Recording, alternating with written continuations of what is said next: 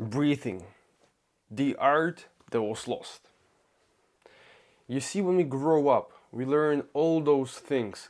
We learn how to walk, we learn how to hold knife and fork at the same time, we learn how to communicate, we learn how to write.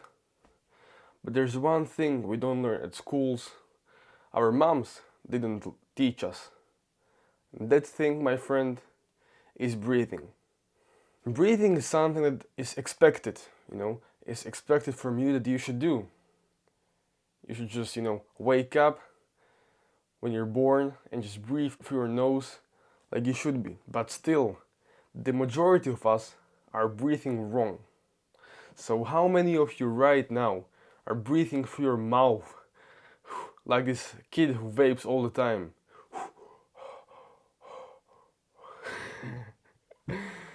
Nose was made for breathing, mouth for eating. So there's multiple these reasons why you should nasal breathe. Because nasal breathing comes with various benefits. The first reason why you should nasal breathe is this. Take a look at this photo. So there's two twins, two monozygotic, I don't know how it is pronounced, but from one egg, right? So they have almost near identical DNA. And the twin on the left, let's call him twin A. Twin A has been breathing through his mouth from the age of 7 because of some, I don't know, nasal problem, some septum, I don't know, destruction or something. And so he breathes through his mouth. He continued to breathe through his mouth from the age of 7. And on the right, you see the twin B. And he kept nasal breathing all his, years. What differences can you really see? Well, I can see a lot. The facial development, man. Look at the jawline. Look at how developed the guy on the right is next to the guy on the left. And this study is not conducted on some, whole two different persons. No, it's almost identical, man, on twins. There's this whole science part which dives deeper into this topic of facial structure, facial development, and teeth structure, right? And it's called orthodontics. And you may heard this name. There's this famous guy, famous doctor, and his name is Dr. Mew.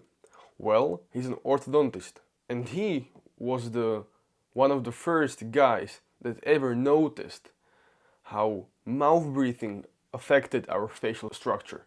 So he came up with this way of breathing correctly, which is breathing through your nose with your tongue touching the upper palate of your mouth. Another thing here, another reason to nasal breathe is training.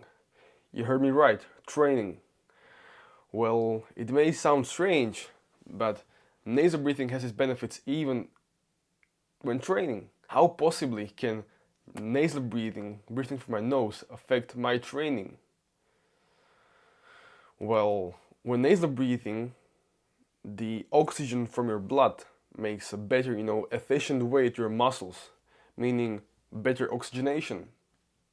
And also, it reduces the lactic acid buildup, meaning when you're running or swimming, doing anything, you get these cramps sometimes. And reduced lactic acid buildup essentially means less cramps. Just by the power of breathing through your nose. How powerful is that? Breathing through your nose also enhances the production of NO2. So there is this molecule which has been only benefiting the nasal breathers. So mouth breathers don't get any of this NO2. And I'm not here to give you a chemistry lesson, but what NO2 essentially is, it's a compound from, I believe, L-arginine, and it just improves your blood flow, right? It improves your vasodilation and also improves your immune function, system, something. But the important part here is blood flow. So I've done this school assignment that's solely focused at NO2, nitric oxide.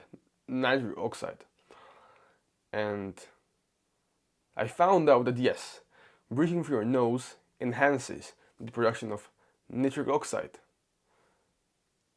Nitric oxide improves the production of, improves your blood flow. And do you know what improved blood flow means?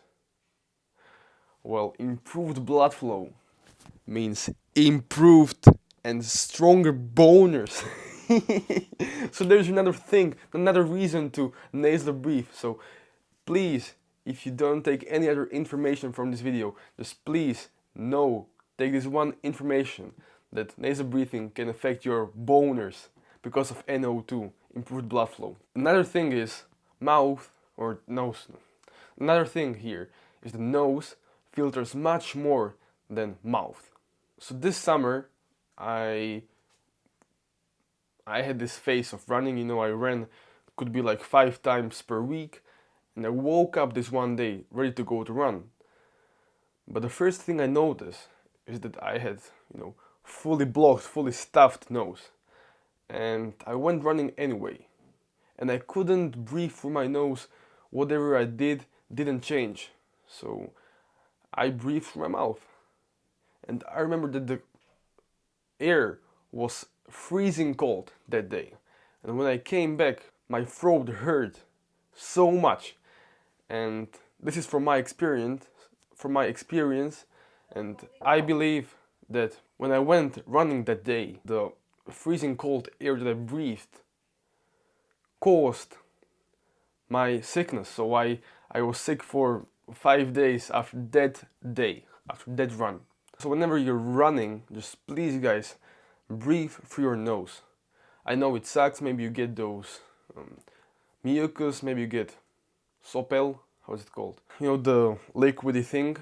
Maybe you get the liquidy thing in your nose, but still please continue to nasal breathe, However bad it is, nasal breathe all the time. Next thing is overbreathing. So mouth breathers tend to overbreathe. Mouth breathers, the guys that mouth breathe, essentially hyperventilate. So they take a massive amount of air in their mouth, in their body, and so then they experience brain fog and this dizziness. Do you want to be dizzy throughout your day? Do you want to have brain fog throughout your day? You see, that's how powerful it is to breathe through your nose. Another thing here is snoring. Well, how could snoring possibly be connected with nasal breathing? Well, every day before going to bed, I use this thing right here. You may be wondering what it is.